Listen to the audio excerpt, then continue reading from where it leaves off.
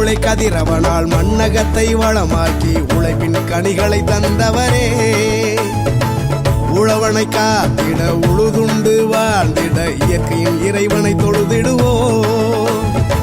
கடவுளை கதிரவனால் மண்ணகத்தை வளமாக்கி உழைப்பின் கனிகளை தந்தவரே, உழவனை காத்திட உழுதுண்டு வாழ்ந்திட இயற்கையின் இறைவனை தொழுதிடுவோ.